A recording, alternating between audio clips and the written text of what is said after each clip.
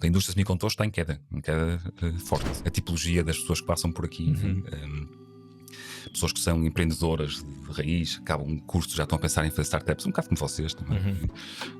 Eu não era essa pessoa. Aquilo que eu estou a ver, alguma coisa vai correr mal, portanto, comecem a enviar currículos, porque não estou a ver isto a sair daqui. Como é que foram as reações das pessoas? Está maluco. Nós não temos engenheiros no país todo, nesta área, nem pouco mais ou menos, para uma fábrica de front-end.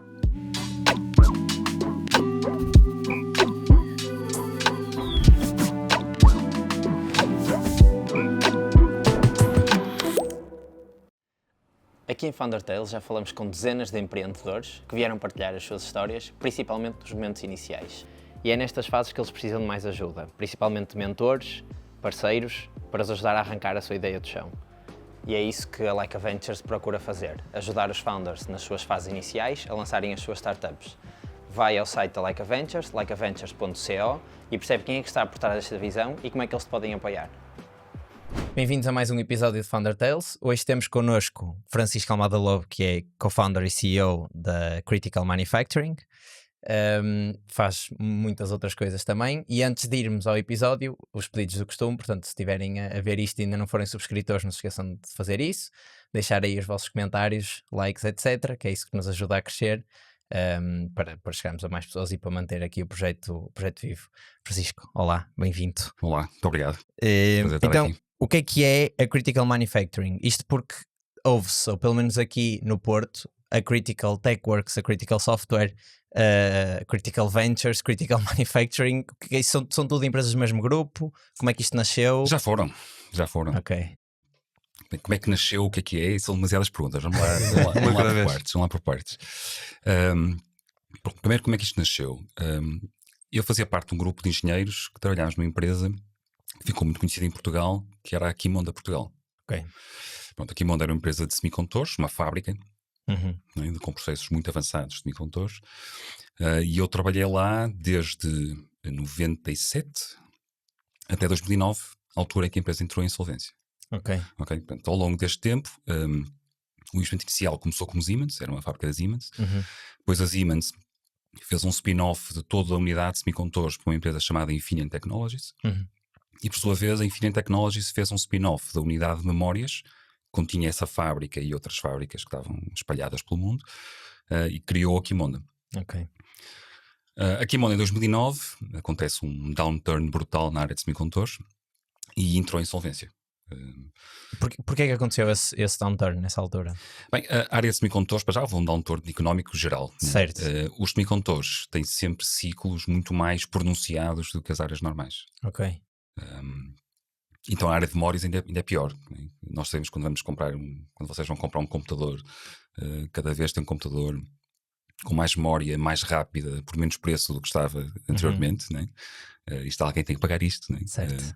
E portanto há muito investimento, muita investigação, muito lançamento de novos produtos, uma janela temporal para o investimento de novos produtos muito agressiva, e quando se falha, que foi o caso da Qimonda, juntando esse falhanço com o downturn, acabou. Ok, faz sentido. E estamos a falar de uma empresa que era número 3 mundial nessa área, uma coisa assim. Ok. Portanto, um estouro muito grande, no qual estava uma empresa em Portugal, mas o grupo tinha empresas um bocado de todo lado. Mas essa empresa na altura fazia mesmo os semicondutores? Fazia os semicondutores, fazia o que nós chamamos a segunda parte do processo de semicondutores, que é o processo de back-end. Ok. Individualização, fazer a encapsulação da unidade, ligar o fio de ouro aos pinos externos, teste elétrico, enfim, é uma série de processos que são muito avançados para a nossa realidade industrial em Portugal, mas curiosamente são menos sofisticados do que os processos de front-end, os processos da wafer. Ok. Wafer, isso sem vos dar muita chatice neste. Sim, nós já vamos lá, por causa é dos temas que temos aqui. Mas então, Qimonda entra em insolvência. Qimonda entra em insolvência. 2009, não é? 2009, eu geria uma equipa que tinha 150 engenheiros. Ok. E tive que despedir praticamente a equipa toda. Sim, a história, daquelas histórias de vida, daquelas coisas que custam. Eu tinha avisado, por causa engraçado, eu tinha-os avisado uma sexta-feira. Atenção que isto está mal, aquilo que eu estou a ver, alguma coisa vai correr mal, portanto comecem a enviar currículos, porque não estou a ver isto a sair daqui. Como é que foram as reações das pessoas? Está maluco. Está-nos a mandar embora, né? Depois aconteceu nesse fim de semana. Eu soube nesse fim de semana, eles não sabiam. Na segunda-feira voltei a juntar a malta toda e dizer, pá, lembram-se daquilo que eu disse na sexta-feira? É agora. Confirma-se. Portanto, vamos lá, muita gente, havia uma grande percentagem que eram pessoas que trabalhavam de empresas subcontratadas, tiveram que sair naquele momento. Claro, mas esses também são os mais fáceis de cortar. Sim, mas foi um período assim horrível, né? Então, mas não ficou nada da empresa? Da empresa depois ficou, né? Pois a empresa tem uma série de processos, vamos lá ver. Eu, como fazia parte de um grupo que fazia software para outras empresas do grupo, e as outras empresas tinham todas entrado em insolvência, ninguém mais podia pagar os nossos serviços. Certo. E, portanto, a minha unidade foi das primeiras a desaparecer, das primeiras a evaporar-se. A empresa depois acabou por passar por um processo mais complicado, porque havia o Estado português tinha metido lá dinheiro, depois os bancos também ajudaram, criou-se uma empresa intermédia que durou durante uns anos, até que depois foi comprada por uma multinacional e está agora novamente em operação. Agora pertence à Amcor, que é uma multinacional nesta área. Sim. Então, tu aí tiveste de mudar a tua vida também. Aí mudei o chip completamente e é daquelas, por isso que eu disse há bocado, estávamos a falar ainda em off sobre a tipologia das pessoas que passam por aqui. Pessoas que são empreendedoras de raiz, acabam um curso, já estão a pensar em fazer startups, um bocado como vocês também. Eu não era essa pessoa, né? Portanto, eu era uma pessoa que fiz um percurso corporativo normal, trabalhar por conta de outra, e subindo na hierarquia da empresa onde estava a trabalhar. Fiz um MBA, uma coisa aí pago pela empresa. Portanto, eu estava feliz e contente num percurso empresarial corporativo que eu esperava que tivesse no alcance. Não é que tivesse enfim, posto de parte a possibilidade de, a dada altura, poder fazer qualquer coisa minha, mas era uma coisa que estava completamente em segundo plano. E quanto mais seguro, quanto mais segura seja a posição em que uma pessoa está, menos vontade tem de arriscar tudo. Claro. Até porque parece uma altura da minha vida, eu tinha 36 anos, 2 filhos. Aliás, o segundo filho estava a nascer. Eu estava, portanto, a minha mulher estava grávida, já muito grávida quando isso aconteceu. E aí uma pessoa repensa a vida toda. E eu fui dizer, até sei, olha, só pode ser que aconteceu isto. Sexta-feira também é melhor começares a pensar. Aconteceu isto e tal, e o que eu vou fazer é, eu vou meter o dinheiro que tenho noutra empresa. Portanto, foi assim um bocado um choque difícil de gerir durante uns tempos, mas... E essa empresa foi... E essa empresa era a Critical, portanto, não se chamava Critical na altura, não havia essa perspectiva, portanto nós, o que dissemos foi, nós trabalhámos numa área muito específica da área de software, que são sistemas de controle de produção, portanto, gestão da produção, que na terminologia inglesa são sistemas de MES, Manufacturing Execution Systems. Ou seja, no fundo software para fábricas, para chão de fábrica. Para fábricas, para chão de fábrica. Portanto, no fundo é como se fosse quase um ERP, só que para gerir tudo aquilo que se passa dentro de uma fábrica. De uma forma simplista. E pronto, era essa área que queríamos trabalhar. Tinha toda a gente disponível. Sabíamos o que é que queríamos fazer. Nós usávamos algumas destas soluções, estes produtos que nós viemos a fazer mais tarde. Trabalhávamos a partir de produtos comerciais e depois fazíamos certo número de camadas de customização, de coisas adicionais em torno dessas soluções, e resolvemos, não, isto faz sentido, é fazer uma coisa de raiz bem feita. E portanto vamos lá a isso. Tinha feito o MBA, ajudou bastante, portanto eu fiz um plano de negócios impecável à data. É muito engraçado, e por acaso eu estou a dizer isto porque eu, há um ano e meio, voltei a ver o meu plano de negócios. Né? O original. É uma coisa gira de se ver passado, enfim, a esta distância. E realmente, tecnicamente, era um plano de negócios de alguém que tinha feito o MBA. não há qualquer dúvida. Os números batiam todos direitinho. O plano de marketing, a estratégia, tudo direitinho. Era tão inocente que até era extremamente naif, não é? Quer dizer, tudo aquilo que eu dizia que ia acontecer, que esperava, enfim. É giro ver esta essência. Bom, e depois começar a procurar de investidores. Né? Atenção, numa altura, portanto, hoje toda a gente fala de startup e não sei o que, na altura não havia nada disto. Né? Claro. Isto foi imediatamente a seguir, portanto, 2009 ainda? Ou... Foi, eu ainda estava lá dentro. Eu não sei logo. Tive uns meses, porque eu estava lá, não sabia se ia ser despedido, se não ia ser despedido, não tinha nada para fazer, portanto, não tinha equipa, não tinha trabalho, não tinha nada. Dei várias voltas à internet enquanto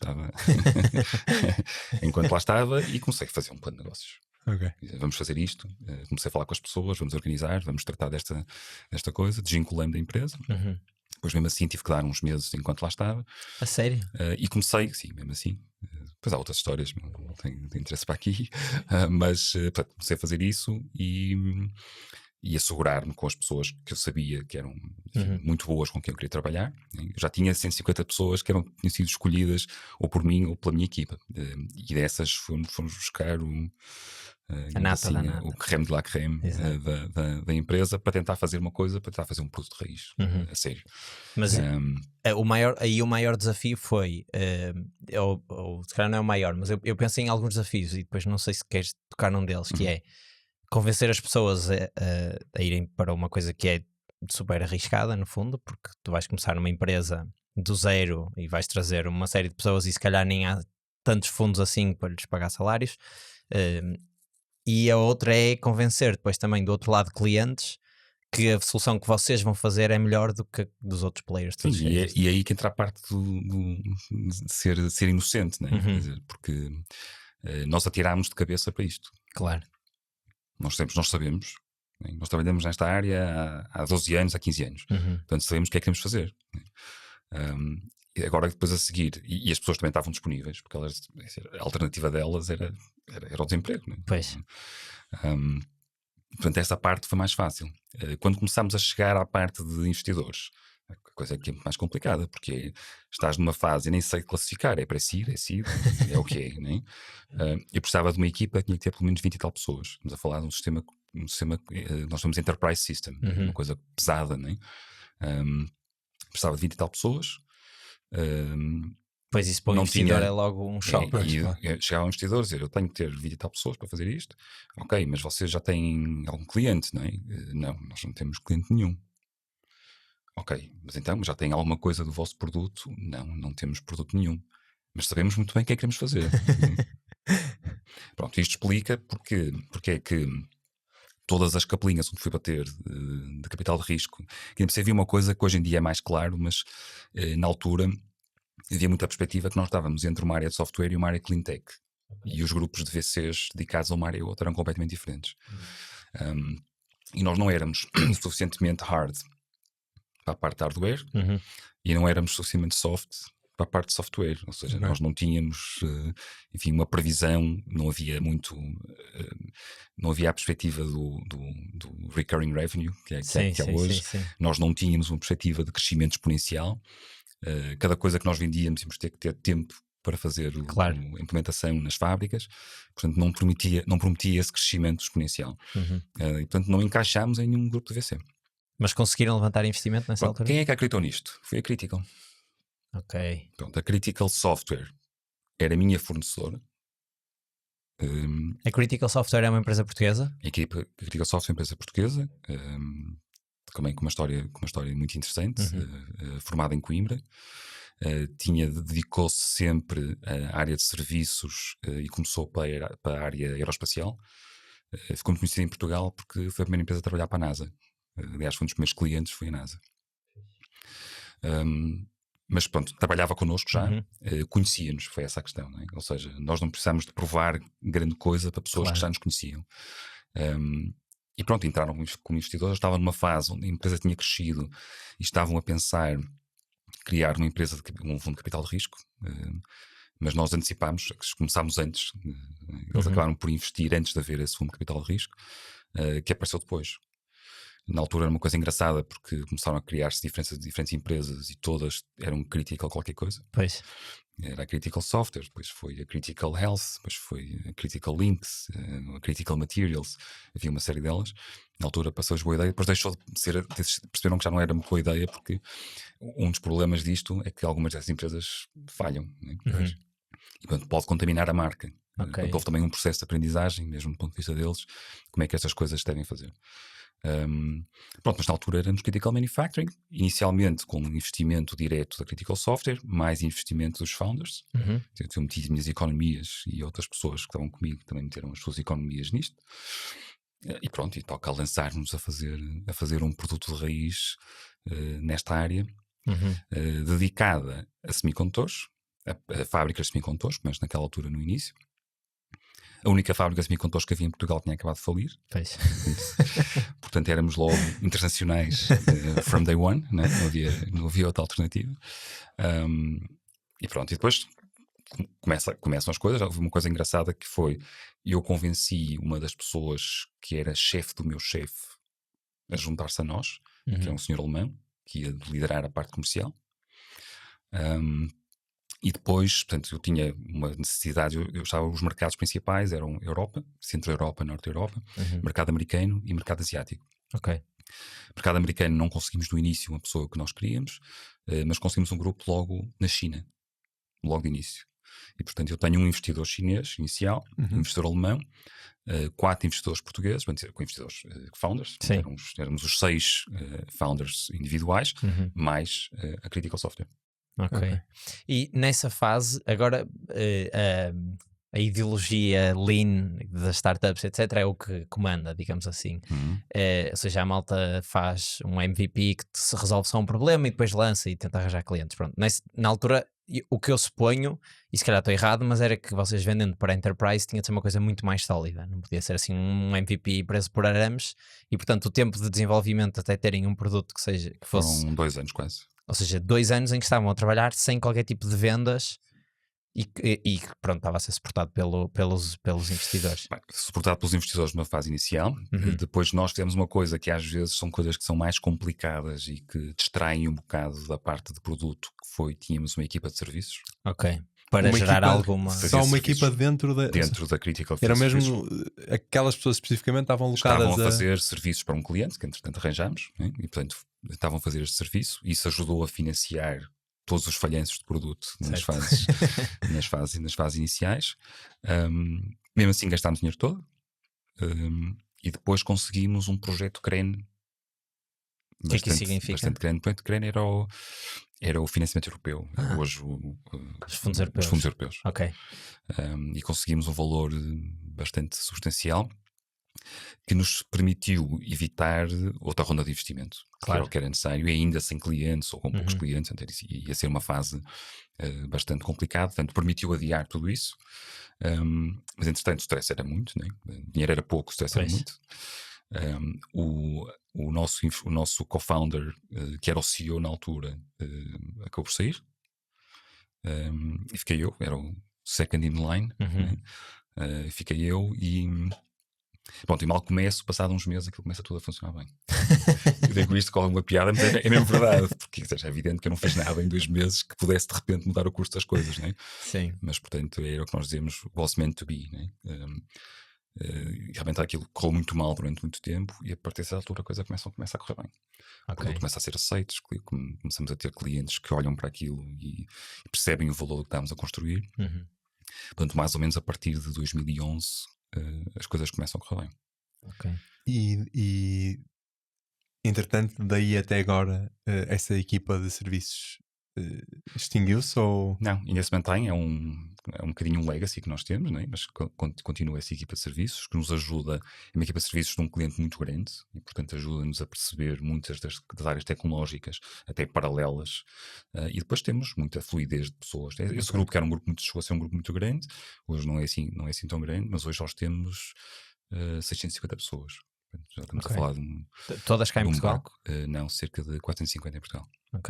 Pois isso era uma dúvida que eu tinha, que era se depois tinhas transformado esse grupo de serviço em produto, mas não, mas o trabalho que eles faziam era útil para o produto ou era só mais uma perspectiva de quase nutrir aquela lead e ter ali um relacionamento? Foi-nos útil enquanto referência, foi-nos útil enquanto perceber a tecnologia, perceber os processos industriais na área de semicondutores para além daquilo que nós estávamos a ver neste momento e nos mantendo atualizados, portanto foi sendo muito útil ao muito tempo.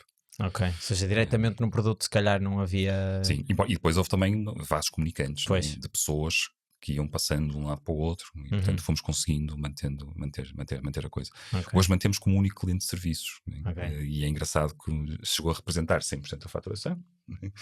E hoje representa uma percentagem bastante pequena. Mais pequena. Chegamos ao nosso momento Like a Ventures, em que temos sempre um desafio para o nosso convidado. O desafio hoje é 2 problemas que vão ser resolvidos com inteligência artificial. Bem, um dos problemas iniciais que eu colocaria era como é eu conseguir, a partir de alguns dados e de pitches iniciais de uma startup, perceber se devo ou não investir nessa startup. Ok. A outra área seria como é que eu consigo juntar inteligência artificial, digamos assim, clássica, machine learning, com GenAI para interpretação dos algoritmos que são criados. Okay. E acho que essa junção vai acontecer e vai nos permitir deixar de ter aquelas caixas negras que são as áreas de machine learning. Muito interessante. Acho que isto vai ser foreshadowing para o final do episódio. Exatamente. Portanto, se vocês também têm a vossa ideia e os vossos problemas que acham que são resolvidos com inteligência artificial, não se esqueçam de ver o site da Like a Ventures e ver se o programa que eles têm é para vocês. E agora quero entrar agora um bocadinho no tema dos semicondutores, que é uma área que, pelo menos mediaticamente, parece estar muito controlada por poucas geografias. Estados Unidos, China, Taiwan, depois temos um outro tipo a ASML que basicamente faz as máquinas para todas as empresas. Porquê é que isto é assim? Ou seja, porquê é que há tão poucas empresas e geografias a controlar isto? E não seria interessante para um país como Portugal, que pelo menos à partida tem um talento de engenharia bastante bom, ou a fama que se dá é que o talento de engenharia é muito bom, não seria inteligente para nós investirmos numa área que ainda não tem muita concorrência e que ainda não é uma commodity como, por exemplo, os semicondutores? É muito difícil isso. Mas porquê que é por ser caro só? É por várias razões. Primeiro que os processos são, em termos de engenharia, muito complexos. Certo. Nós estamos a falar, muitas vezes, para uma fábrica, para um front-end, para uma wafer fab, podemos estar a falar de 2.000, 3.000 engenheiros. Ok. Específicos dessa área. Nós não temos engenheiros no país todo, nesta área, nem pouco mais ou menos, para uma fábrica de front-end. Ok. Só isto já dá para... Né? Já para dá para pôr uma fábrica. Uma fábrica. Okay. Isso é logo o primeiro problema. Depois são investimentos brutais. Eu não sei em quanto é que está neste momento, mas deve ser difícil fazer um investimento desse tipo numa área front-end a menos que 2, 3 mil milhões. Deve ser difícil de fazer abaixo desse valor. 2, 3 mil milhões para fazer uma fábrica de front-end. Ok. Mas portanto, só isto já dá para perceber que não é uma coisa muito fácil. Mesmo a nível europeu, né? Mesmo a nível europeu, existem algumas coisas, existem algumas fábricas. Existe um cluster muito ligado à indústria automóvel, a semicondutores para a indústria automóvel. Mas por exemplo, todo este novo boom ligado aos chips para a Nvidia ou para a parte da AI, etc. Está na Europa, zero. Mas é por causa disso, é por ser altamente complexo, então. Por um lado sim, por outro porque depois houve uma empresa de Taiwan que é a TSMC, que domina todo o fabrico, né, que inventou um modelo completo. Isto foi uma estratégia do país, foi a estratégia de Taiwan, de fazer uma empresa que é uma foundry, portanto, que resolveu dizer que nós somos especialistas em manufacturing, mas nós não vamos fazer produtos próprios. E, portanto, vamos continuar a avançar do ponto de vista tecnológico, vamos ser os melhores nesta área e vamos fazer só produtos para outros. Pois eles produzem os chips para praticamente todas as marcas. Apanharam também, obviamente, nesta fase do boom do GenAI. E enfim, dominam essa área completamente, mas realmente eles conseguiram transformar-se numa empresa que é inevitável. Claro que há aqui uma cadeia, estavas a falar muito bem, temos a ASML com máquinas de litografia, que são as principais. E que também são praticamente os únicos. São praticamente os únicos, existem outros grandes players. Existem outros grandes players, Applied Materials, Lam Research, enfim, algumas são nossas clientes. A ASML não é. Mas, portanto, algumas fazem máquinas para outras fases do processo, mas de facto está controlado em muito poucos. Existe uma guerra comercial hoje muito agressiva geoestratégica entre China e Estados Unidos, que está a mudar muito esta perspectiva das coisas. Mas, portanto, Taiwan está a ser, enfim, continua a ser a TSMC, continua a ser o pulmão de toda esta área. E depois isto agora, grandes iniciativas governamentais, chamado CHIPS Act. Portanto, há um CHIPS Act nos Estados Unidos, criado pelo Biden, com 50 bilhões americanos de dólares de investimento, para trazer alguns destes front-ends e algumas dessas áreas para os Estados Unidos. Existe um programa europeu a seguir, também um CHIPS Act europeu com 40 mil milhões. Essa eu não sabia. Que também não está a conseguir, está a ter alguma dificuldade em encontrar o espaço para fazer estas coisas. A TSMC também está a investir, junto com a Bosch e com outras empresas, com a Infineon, Global Foundries. Estão a fazer investimentos também na Europa, mas lá está, numa geração de chips um bocadinho diferente, com um shrink maior, com menos características de ponta, que são aquelas que tem a TSMC, que tem em Taiwan, tem no Japão e irá ter também nos Estados Unidos, e muito orientado para os semicondutores para a indústria automóvel. A indústria automóvel que está no estado em que está. Pois. E portanto também isso é difícil de antever qual será o resultado deste investimento nessa área. Mas seria muito difícil um país, ou seja, tinha de ser mesmo uma estratégia a nível nacional para nos convertermos, por exemplo, num Taiwan.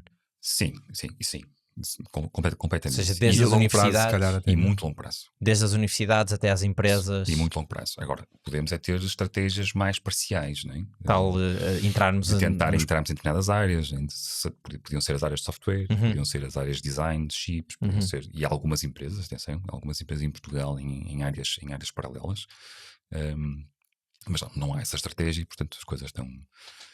Houve uma tentativa agora mais recente de tentar criar um cluster de empresas de semicondutores, mas é engraçado, nós fomos até convidados a fazer parte desse cluster, quando nós já nem nos vemos, quer dizer, nós somos uma empresa especializada em semicondutores, mas entretanto fomos trabalhando por outras áreas. Claro.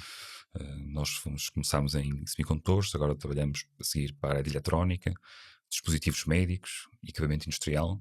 Portanto, são estas as áreas que nós trabalhamos. Os semicondutores continua a ser a maior fatia do bolo, não é? Neste momento, cerca de 30%. E depois depende dos anos. O semicondutor está em queda neste momento. E nós conseguimos. Tá. Eu diria que agora até estaria em alta exatamente por causa deste boom da AI que está a comer. Apanha meia dúzia de empresas. Apanha as empresas da área da AI. Não apanha o resto. Portanto, a indústria semicondutores está em queda forte. Mas as outras empresas não continuam a ter as necessidades que já tinham. Quer dizer, já a Apple não deve estar a abrandar o número de telemóveis. E entra nas da AI. O mercado de consumo não está em crescimento. Depois há o mercado de servidores, há o mercado automóvel, enfim. Todos esses mercados não estão em grande crescimento. E depois há problemas específicos da indústria de semicondutores, não é? Que são oversupply, são desbalanceamento oferta-procura, e que causa ciclos próprios, às vezes independentes dos ciclos económicos. Portanto, excesso de... Reparem, isto, mesmo a construção de um front-end, eu tenho um bocado de medo. Vamos imaginar que agora todos estes CHIPS Act funcionam, todos estes investimentos são feitos. Vai demorar 2, 3, 4 anos até as fábricas estarem na capacidade máxima. Quando estiverem, com todas ao mesmo tempo. Pois. Está bom de ver o que é que vai acontecer, não é? Claro. Sim. Ok, faz sentido. Pois, porque estávamos a preparar o episódio e eu estava a pensar que, sendo uma tecnologia que está tão capturada para além de serem poucos países, são mesmo poucas empresas, não é? Pelo menos estas que se ouvem mais. Sim. Se não fazia sentido nós termos uma estratégia nesse sentido, mas já percebi que é tão complexo e existe tanta gente. É muito complexo. Por exemplo, há uma área, há uma cidade na Alemanha que é especialista nisto. Ok. Que é a cidade de Dresden. Okay? Eles chamam aquilo, aliás, o Silicon Saxony. Okay? Então, na Saxónia, o Silicon Saxony europeu, que é onde está a Infineon, Global Foundries, Bosch, onde a TSMC vai fazer a fábrica. Portanto, é um cluster, nós temos lá também, temos lá a nossa empresa. Né? Portanto, é o sítio onde isto está. Está neste momento a colher frutos de uma estratégia com, não sei, 40 anos. Pois, é mesmo muito longo prazo. Claro. É mesmo muito longo prazo. Portanto, isto não há... E é uma área que tinha engenharia muito forte, já neste tipo de áreas, mas de muito longo prazo. Ok. Vou pegar nesse ponto da engenharia. Efetivamente, pelo menos a fama que nós temos é que os engenheiros portugueses são bons. E somos muitos. Há muitas escolas boas de engenharia aqui em Portugal. Eu peço desculpa de interromper isto, mas isto somos muitos, não sei se somos assim tantos. Não, se calhar em percentagem no país. Sim, ok. Somos, sim, ok. Eu suponho que a Alemanha produza mais engenheiros que Portugal, mas se calhar em percentagem, não sei, mas acho que Portugal é um país que tem muitos engenheiros face ao resto dos outros trabalhos. E esta fama é real, ou seja, lá fora o trabalho dos portugueses é visto. Tu disseste, começamos international from day one. Portanto, é bem visto. O software que vocês produziam, tendo ali a bandeirinha portuguesa. Não é não. Para nós, isso é uma parte. Para nós tínhamos que explicar porque é que um país onde eles só conheciam o Algarve estava a fazer software para a semicondutores quando não havia lá nenhuma empresa, nem. Sim, quando a única tinha falido. Exatamente, e nós tínhamos, no fundo, é que explicar a nossa história toda. Olha, começámos, trabalhámos isto durante muitos anos, sabemos, já estivemos do vosso lado a utilizar sistemas desta área. Bem, foi assim que nós demos a volta, mas não era uma vantagem de todo. Os engenheiros portugueses são bem vistos, mas são muito poucos. Pois. Nós estamos a pensar... Percentualmente até podemos ter, nem tenho números para sim, também não tenho, é percepção para conseguir comprovar isso, não é? Mas o que sei é que são muito poucos numa escala europeia, portanto conta muito pouco. Conta muito pouco e aliás nós vemos que quando estamos a falar de grandes investimentos em empresas estrangeiras, há alguns investimentos, quer dizer, que se acontecessem secariam completamente a capacidade local. Ou seja, empresas que se instalassem cá em Portugal e se fossem à procura de engenheiros. Para dar um exemplo, enfim, não sei se depois vão ver isto, a Critical Tech Works, que é uma que falamos há um bocadinho. Nós hoje, a Critical hoje já não é investidora na Critical Manufacturing. Nós mantemos a marca, é um investidor que comprou a empresa, nós temos o nosso exit, depois podemos falar sobre isso. A empresa que está... Portanto, a Critical Software fez uma joint venture com a BMW, que é a Critical Tech Works.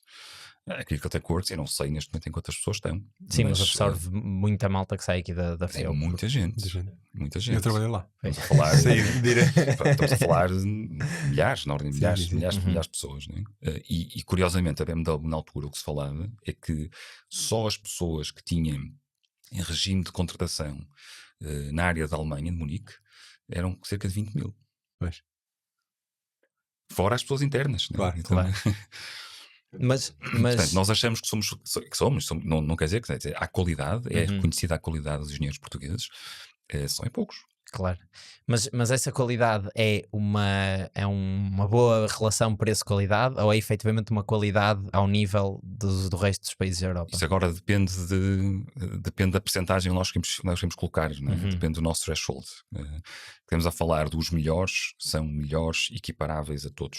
Equiparáveis são entre os melhores equiparáveis a vários países europeus. Quando estamos a falar de uma maior quantidade, aí já entramos numa relação preço-qualidade. Certo.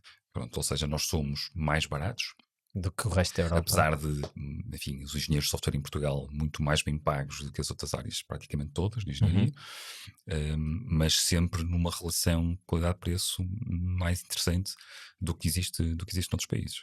E achas que isso eventualmente vai secar? Ou seja... Isto é um problema porquê? Porque o que é que acontece? Acontece que as empresas que investem cá, né, no fundo colocam uma série de pessoas que estão cá de capacidade instalada a trabalhar não em áreas de produto, portanto em áreas de serviços, e pronto, contribuem para o país, obviamente, porque estão a dar emprego às pessoas e dar boas condições, mas depois há pouca riqueza que é criada cá.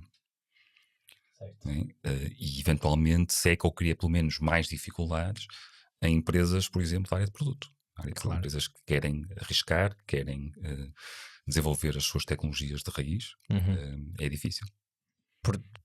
Nós sofremos durante muito tempo, numa fase inicial não, quando temos um grande período de expansão, né?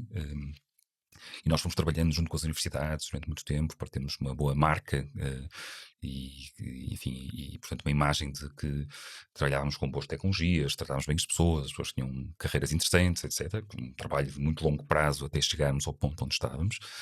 Houve uma altura o ano passado, início do ano passado, que nós precisávamos de contratar qualquer coisa como 20 engenheiros por mês, e não conseguimos.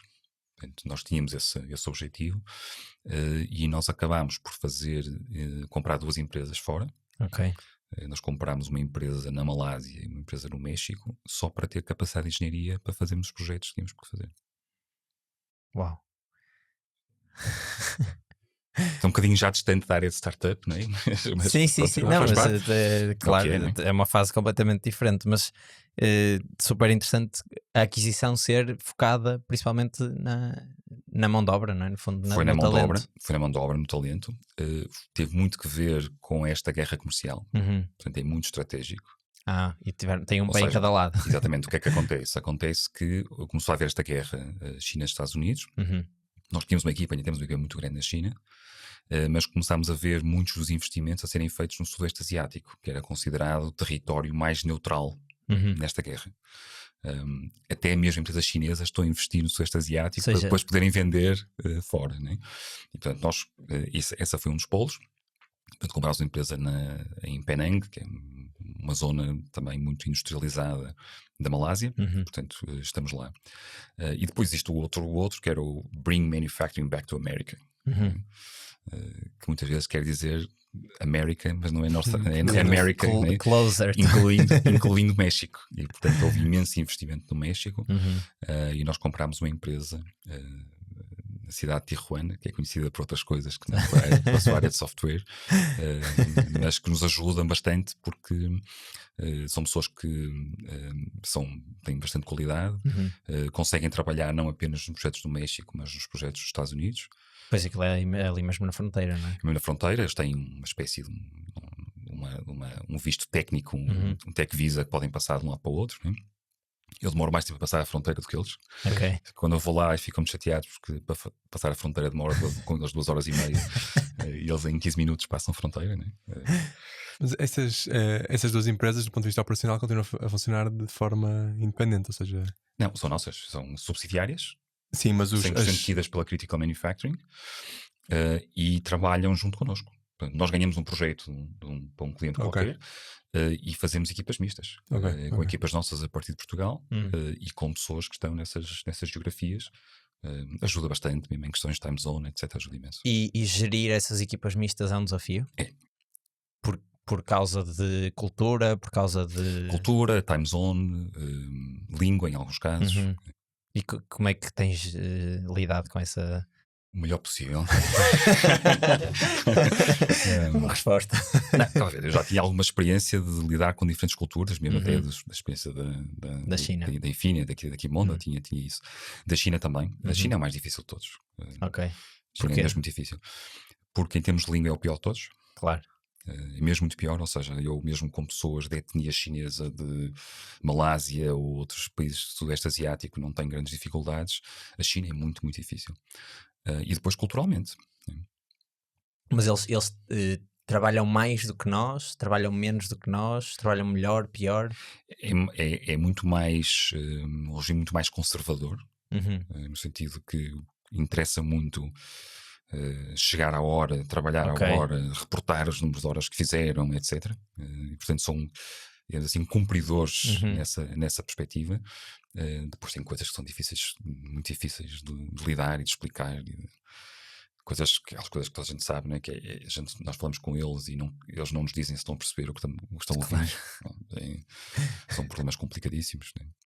E falaste há bocadinho também que vocês fizeram um trabalho na altura em que estavam a precisar de contratar mais pessoas com as universidades, até para criarem a vossa marca. E eu acho que isso é um desafio de empresas, principalmente B2B, ou seja, que as pessoas, se não estiver interessado nesta área e se não tivesse um podcast, se calhar, não sendo da área, não conhecia a Critical Manufacturing.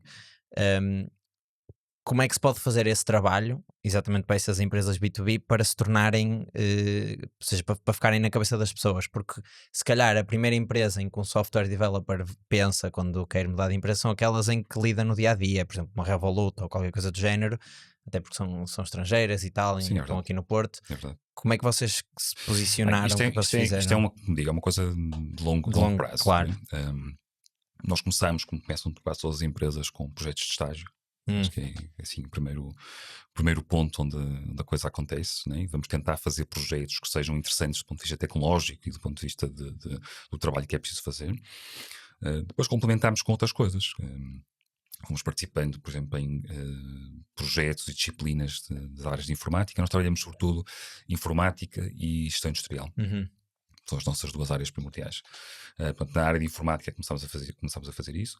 Começámos a fazer já há uns anos uma coisa muito engraçada, que são os estágios de verão. E fizemos e fazemos estágios de verão. Este ano foram 30 e tal pessoas. Uma coisa organizada grande, seja... em que as pessoas são alunos normalmente que estão no segundo ano, terceiro, quarto, e que vão passar uns meses connosco e vão ver como é que trabalhamos e são inseridos nas equipas. Que depois aquilo fica, né? Claro. Acaba de ficar qualquer coisa, as pessoas gostaram da experiência e mais tarde voltam. Muita colaboração com professores também, com professores das universidades. Pode ser uma coisa, é um trabalho. Ou seja, é muito na demorado. fonte. É. Muito na fonte, Sim. ok. E é um trabalho muito demorado. Pois. Nós no início, nós passámos, e depois é muito engraçado os efeitos disto. Nós no início mandávamos propostas, vinham alunos colocados 0.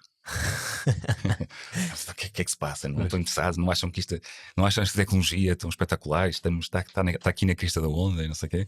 Bem, segundo ano, não, até que chegamos a uma fase que começou a ser ao contrário. Né? Ou seja, os alunos já... Espera aí, temos 40, temos 10, temos 5 propostas e 40 alunos, e agora? Acho que é uma questão de marca mesmo, de confiança na marca. E foi sendo gerido e foi sendo criado. Portanto, estas coisas, a mensagem é que são investimentos de longo prazo. É o melhor que posso ser sobre isto. Vocês trabalham muito com a indústria, não é? Portanto, trabalhamos vários tipos de indústria, como já tínhamos visto, já fugiram, já diversificaram dos semicondutores. Diversificamos é a palavra certa. Certo. Por exemplo, agora neste momento, eu estava a dizer isto há bocadinho, que é, nós temos os semicondutores em crise. A eletrónica vai atrás. Portanto, a eletrónica faz, no fundo, um bocado um passo mais à frente dos mesmos produtos e, portanto, quando o semicondutor está em baixo, passado uns meses, a eletrónica está em baixo.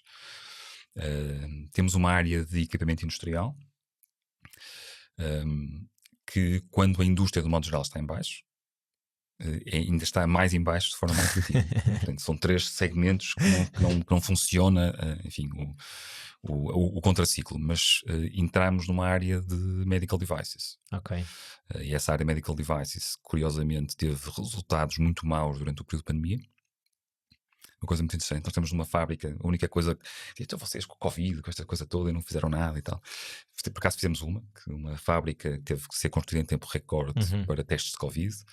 Portanto, fizemos isso, só que depois o que é que aconteceu? Todas as empresas que estavam a trabalhar na área de Covid tinham tanta procura, tanta coisa, que não conseguiam fazer projeto nenhum. Claro. Portanto, não havia possibilidade nenhuma. Estávamos numa de ventiladores e tentámos 3 ou 4 vezes, eles queriam, não sei o que, mas não conseguiram fazer nada. E as áreas que não eram Covid pararam todas. Pois. Cirurgia, enfim, todas as outras áreas pararam todas. Portanto, foi horrível nessa perspectiva. A indústria demorou muitos anos, teve um período bastante complicado. E agora, de repente, brutal.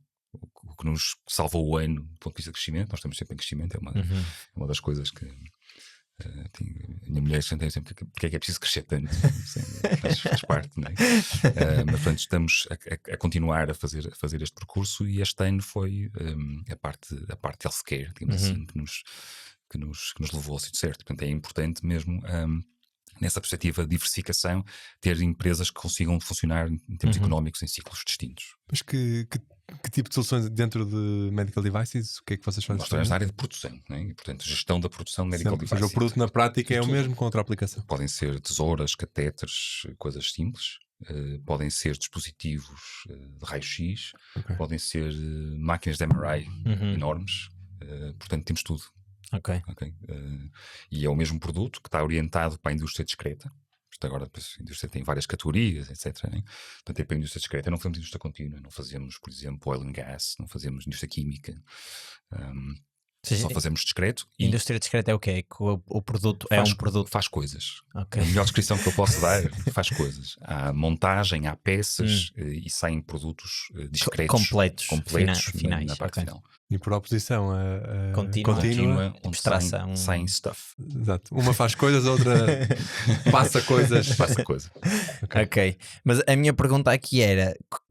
Como é que tu tens visto a evolução da indústria em Portugal, que em tempos já foi mais referência, e depois acho que houve ali um downturn também, porque de repente migrou tudo para a China e agora nós somos mais caros e não conseguimos competir face ao resto da indústria na Europa, se calhar, que é o... Nós tínhamos esta oportunidade de criar valor a partir da indústria.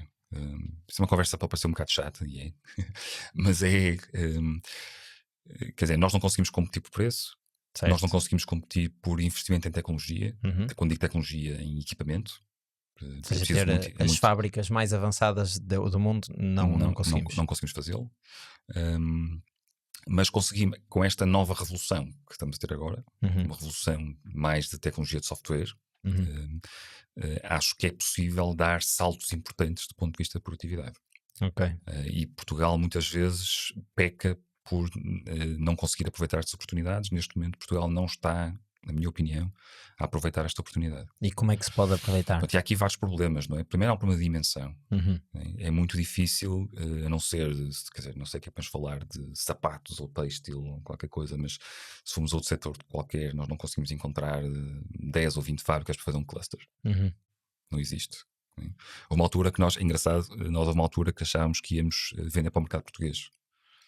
Isto faz todo sentido, nós temos aqui empresas perto, nós já sabemos que não havia dimensão, mas conseguimos vender para uma ou duas, aprendemos melhor os processos desta área e depois escalamos para fora, né? Foi um desastre completo, né? Nós acabamos por desistir do mercado português.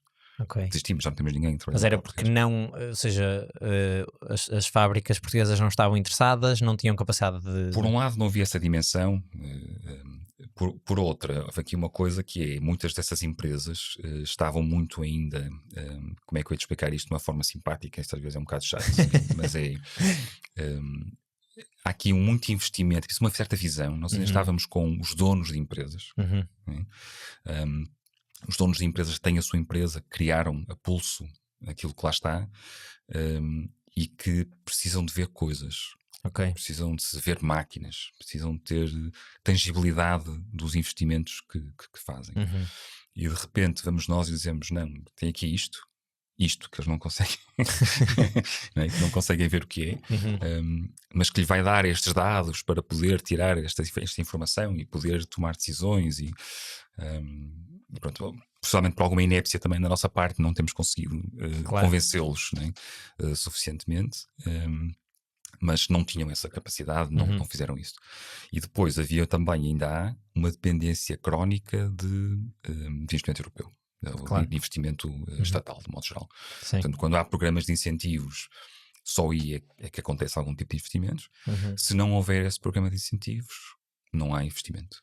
E normalmente esses programas de incentivos também são muito lentos. São lentos, obrigam uma determinada tipologia de coisas, portanto desvia as coisas em determinado sentido, certo. E acaba por não resultar do ponto de vista de avanço de produtividade dessas empresas. Mas por isto assim, é evidente que há exemplos pontuais, há bons exemplos, não é? Isto é, agora, do modo geral de transformação, e eu estive ligado, um dos tópicos onde estive ligado muito, continuo a estar ligado, é o chamado Indústria 4.0. E houve um programa começa inicialmente na Alemanha, depois há vários países que fazem programas, e houve um programa português que era gerido por João Vasconcelos, secretário de Estado, que até morreu, mas que era uma pessoa muito motivada e que, independentemente das questões políticas, né, era uma pessoa muito motivada e queria fazer muitas coisas.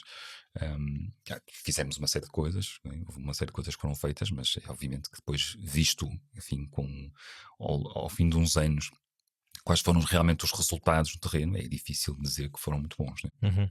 Mas essa indústria 4.0 está assente em automação, conexão, não é? Portanto, as máquinas estarem ligadas e as pessoas interagirem muito mais com o software, e agora talvez um bocadinho de inteligência artificial, certo? Bem, isso ainda é mais complicado de definir, porque, vamos ver, a indústria 4.0 está ligada à quarta revolução industrial. Portanto, há uma primeira revolução industrial com a máquina a vapor, portanto, a automatização de processos que eram manuais. Há uma segunda que tem a ver com a divisão de trabalho e eletrificação. Parece um caso muito conhecido que era do Ford Model T, em que eles fizeram a sequenciação do fabrico, depois eletrificado, em que os carros podiam sair e os americanos conseguiam comprar na altura um Ford Model T a um preço bastante mais acessível do que era possível antes. Ele dizia com graça: posso ter qualquer cor, desde seja preto. Vocês conhecem esse statement deles. Depois, na terceira revolução industrial, e aí começa a partir do PLC, da invenção do PLC, programa lógico controlável. Que no fundo são aqueles circuitinhos integrados, o que se vê nas placas dos computadores. Não, o PLC é um computador. O PLC é um computador programável para gerir processos de fabrico. Mas depois toda a utilização de computadores e de automação ainda é a terceira revolução industrial, a quarta. Portanto, o que nós estamos ainda a ver, quando estamos a falar em mais automação, em automação bruta, digamos assim, estamos a falar na continuação da terceira revolução industrial. A quarta revolução industrial, ou a perspectiva de uma quarta revolução industrial que não aconteceu, é uma espécie de uma profecia que é feita pela indústria de um modo geral, tem a ver com o aparecimento dos IoTs. Tem a ver com o Internet of Things, ou seja, passamos a ter dispositivos que podem ser tão pequenos, tão rápidos, tão inteligentes, podem ser anexados a qualquer produto mesmo antes do produto existir. As fábricas passam a ser constituídas por agentes autónomos em que produtos que ainda não são construídos e máquinas falam entre si. E que depois auto-organizam-se por forma a criar os produtos que os clientes querem, sendo que isto permite que os clientes queiram produtos que são muito personalizáveis. Isto aqui é a promessa, assim, em 2 ou 3 frases, a promessa da indústria 4.0 que não aconteceu. E depois junta-se-lhe uma série de tecnologias por cima. Por isso é que isto é terreno fértil para consultores de todos os tipos, porque entre a inteligência artificial, entre a realidade aumentada, enfim, entre aquilo que nós quisermos, são tudo ferramentas que ajudam a esta visão. Agora, porque é que nós estamos lá? Isto só se vê. Uma revolução industrial tem que ter um aumento de produtividade que se vê nos dados estatísticos mundiais. Um pico mesmo, não é? Um aumento de produtividade. E não estamos. Estamos há 20 anos e não estamos. E em alguns países, tipo nos Estados Unidos, etc., a produtividade até está a baixar. Interessante. Porquê é que está a baixar? Difícil explicar, mas há uma vida moderna que nós exigimos e que antigamente não era assim. Antigamente era possível pessoas com menos condições, menos direitos, poder tirar determinadas coisas, e hoje não é possível. Cada vez há menos gente com vontade de trabalhar na indústria, que é um problema seríssimo, não é? Aos diferentes níveis, mesmo níveis mais sofisticados, ninguém quer trabalhar, toda a gente quer trabalhar na área de serviços. Claro. É basicamente isto. E, portanto, não é fácil, com o encarecimento de todos os inputs para o fabrico, conseguir que o output seja proporcional, pelo menos. Claro. Mas uma coisa que eu tenho visto, pelo menos agora, é que fala-se muito mais, e se calhar é a nossa perspectiva, porque nessa terceira revolução industrial, nós não sei se calhar ainda não éramos nascidos ou devíamos ser. Não, quando começou, o PLC apareceu em 1969. Não éramos nascidos, de certeza. Então. Mas não quer dizer, mas atenção, isto, nós só sabemos que não é assim, ok, a partir de agora começa a revolução industrial, começou agora. Não é assim, não é? Sim, nós sabemos umas décadas depois, atenção, analisamos, todas as revoluções industriais foram assim, foram analisadas a posteriori. Claro. Mas a minha pergunta é, agora tem-se falado muito mais de a automação estar-nos a roubar trabalhos do que pelo menos a percepção que eu tenho de outras tecnologias que têm vindo a aparecer e que se calhar, lá está, não são tão revolucionárias como o PLC ou como a eletricidade. Sim, isto começou há uns anos com uma coisa que foi uma daquelas conferências em Davos do World Economic Forum. Em que houve um alerta, foi o tema principal dessa sessão, já não sei exatamente, há 5, 6 anos, e que se disse, isto vai roubar milhares e milhares de postos de trabalho por causa desta maior automação, ou da automação mais inteligente, vai acontecer aqui um impacto brutal. Depois houve assim alguns casos, houve um por acaso que é engraçado, que era a Foxconn, por exemplo, que é quem faz os telefones da Apple. E, sim. Que tem centenas de milhares de colaboradores. Tem centenas de milhares de colaboradores e disse que ia substituí-los em grande quantidade por robôs. E, portanto, isto gerou aqui enfim, um buzz sobre este assunto.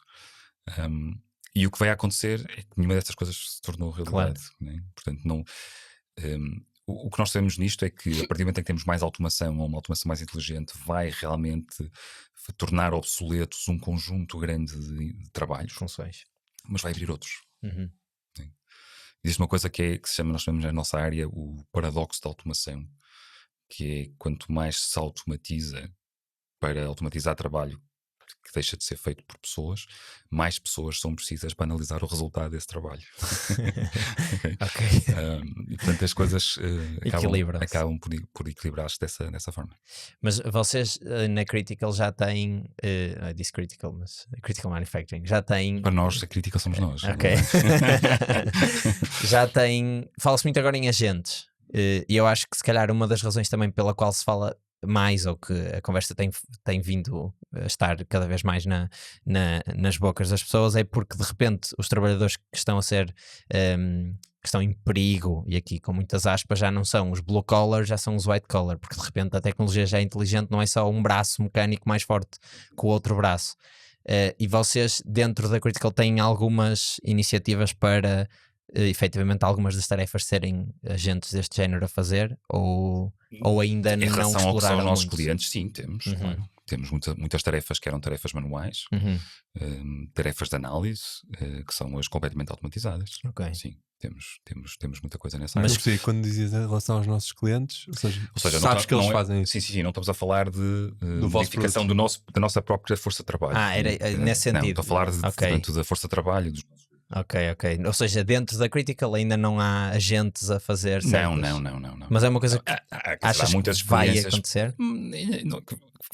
Vai haver. Há uma coisa que é existe um estudo muito engraçado que eu recomendo, que já tem uns anos, chamado The Future of Employment, em que basicamente é um estudo que analisa o futuro de um determinado trabalho, um emprego, através de 3 características, que é qual é a criatividade que é necessário, qual é a capacidade de manipulação que é necessária, e uns 6 fatores, não estou a lembrar qual é, e depois multiplica esses 3 fatores e dá uma probabilidade de automação daquele emprego. E depois uma coisa que é muito engraçada é lista uma quantidade brutal de empregos. Estamos a falar, sei lá, 800 ou assim, 800 empregos. Depois nós vamos lá ver e vamos ver qual é a probabilidade de automação daquele emprego, independentemente de haver hoje tecnologia ou não para fazer. E é engraçado, eu uso muitas vezes esse estudo para mostrar às pessoas e tal, e aparecem coisas que nós sabemos que vão ser automatizadas, né? Aparecem as caixas de supermercado, motoristas de autocarro, de caminhões, enfim, uma série de empregos que vão deixar de existir. E lá no meio aparece com 50% tal de probabilidade, por exemplo, programadores informáticos. E vou lá. Né? Ou outras funções que sim. E depois há outras que aparecem com muito baixa probabilidade, que são, por exemplo, jardineiro, canalizador. Por causa de que da variabilidade. Da variabilidade, necessidade de manipulação. Né?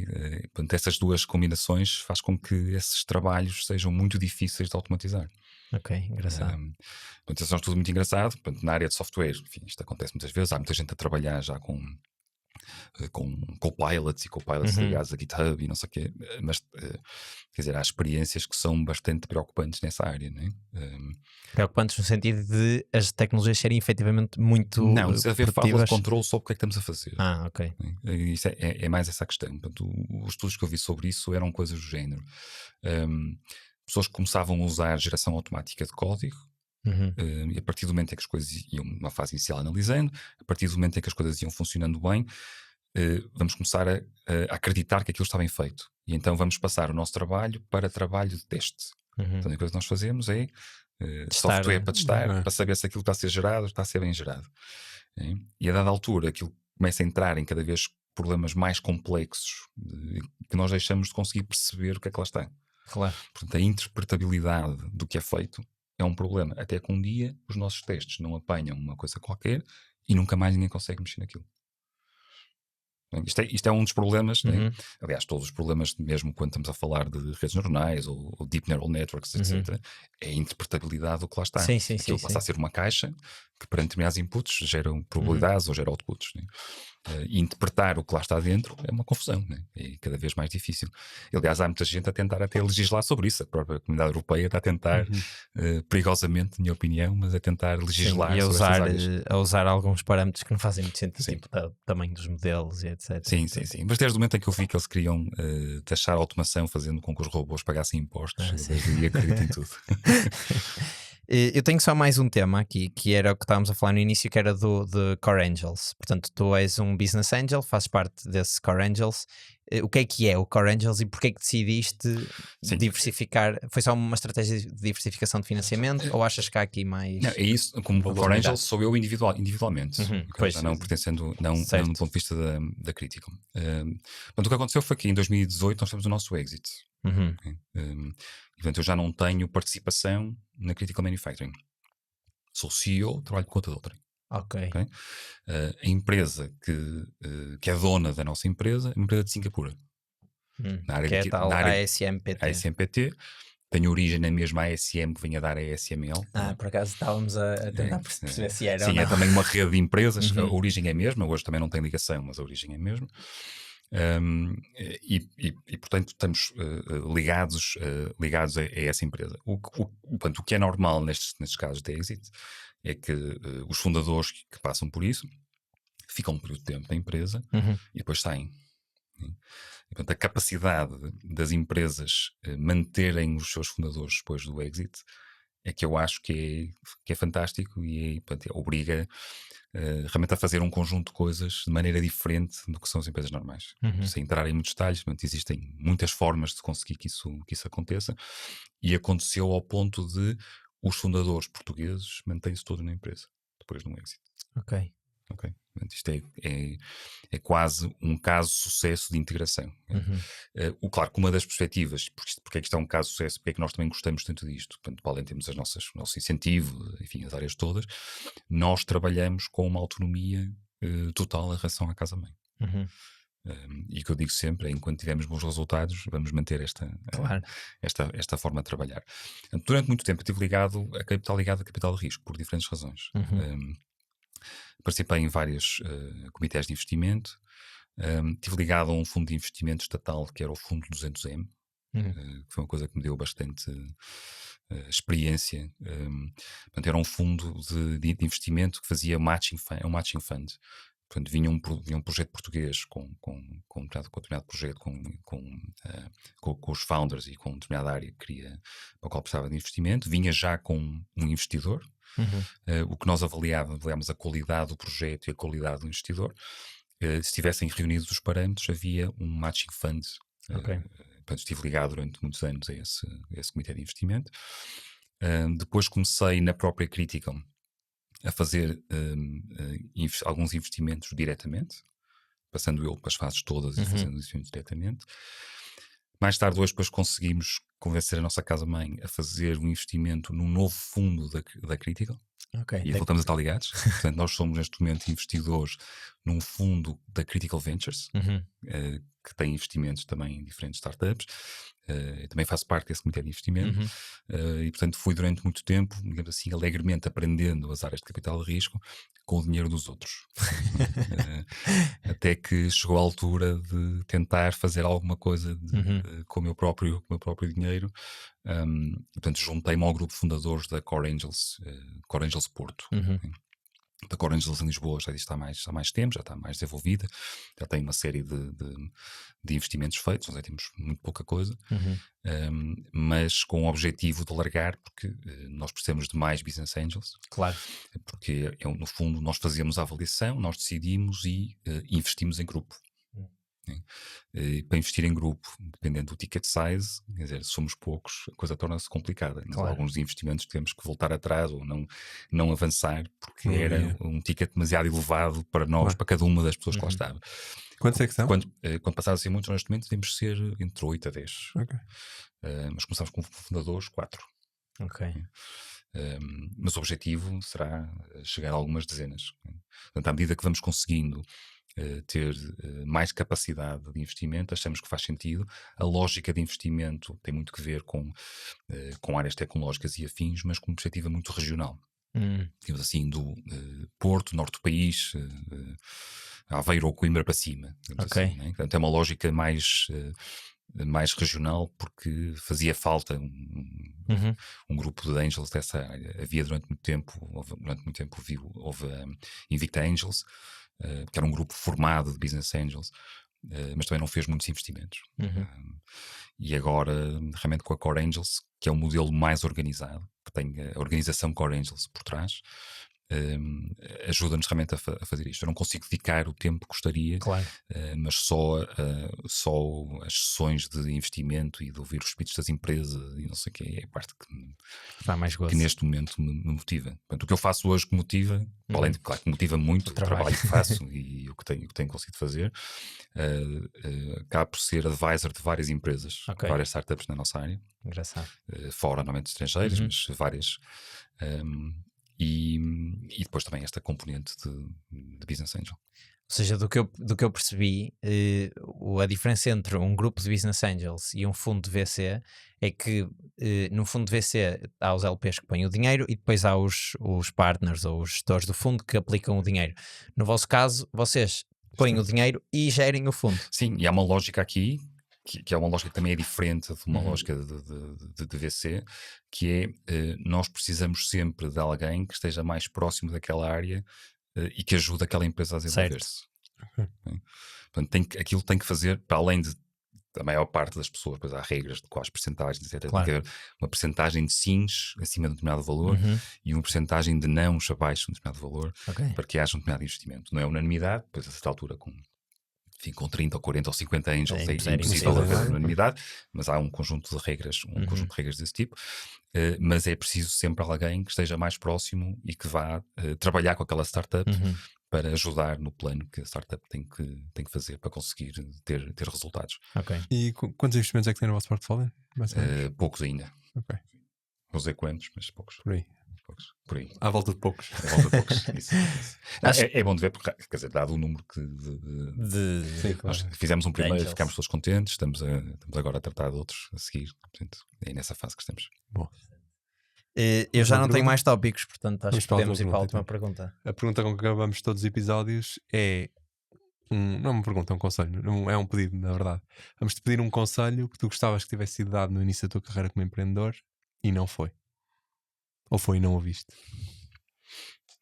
Quer dizer, é uma excelente pergunta, né? Eu, se tivesse ouvido algum dos podcasts até ao fim, já sabia, já tinha vindo preparado, até tem piada não estar preparado. Eu acho que é uma área que é fundamental e que nós temos muito pouco cuidado com ela, seja numa perspectiva de formação, de faculdade, que é a área comercial, né? Seja do ponto de vista de escola. Nós somos muito bons engenheiros, estamos a falar um bocadinho. Uma das formas melhores de ver isto é, se esta engenharia for dedicada à criação de produtos, esses produtos só acabam por ter sucesso no mercado se nós os soubermos vender. E nós temos muito pouca capacidade de vender. Portanto, muitas das coisas que fui aprendendo à minha custa, lá está, e que poderia ter antecipado, foi saber o que é que eu tinha que fazer para definir o que é um pricing de produto, definir o que é uma equipa de vendas, definir o que é que são os objetivos, como é que funcionam, as comissões, as cotas, os territórios, toda essa área, que é uma área que eu desconhecia por completo, mesmo com o MBA, que é engraçado, porque a parte comercial era bastante limitada, pelo menos na altura em que eu fiz o MBA, hoje na Porto Business School, na altura tinha outro nome. Ou seja, o saber pensar não apenas no produto, mas pensar como é que ele se vende.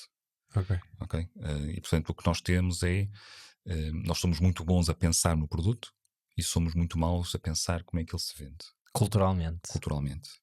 Ok, ótimo conselho. Acho que há alguma coisa que se possa fazer para contrariar isso? Ou seja, se a raiz é cultural? Para começar, é ter awareness que isso é assim. Eu acho que há muitas, por exemplo, das escolas de empreendedorismo, as escolas de negócios, etc., a começar a pôr um foco muito grande nisso. Há muito trabalho, por exemplo, os business angels são importantes nessa área. Portanto, acho que tem que ser um esforço da comunidade para transformar essa perspectiva, porque de facto, se nós não conseguimos vender, podemos ser os melhores engenheiros do mundo e estamos condenados a trabalhar para outros. Ok. Acho que fechamos assim. Ótimo conselho. Francisco, obrigado por teres vindo. Muito obrigado, foi ótima conversa. Foi uma conversa super interessante. Mais uma vez, para quem está a ver, se ainda não subscrevem, faz sempre diferença. Partilhem com amigos. E pronto, foi um episódio com assim, uma perspectiva um bocado diferente, que eu acho que faz sempre falta também para não nos cansarmos. Sempre do mesmo mindset. Tens mais alguma coisa a dizer? Não, acho que é isso. Até para a semana.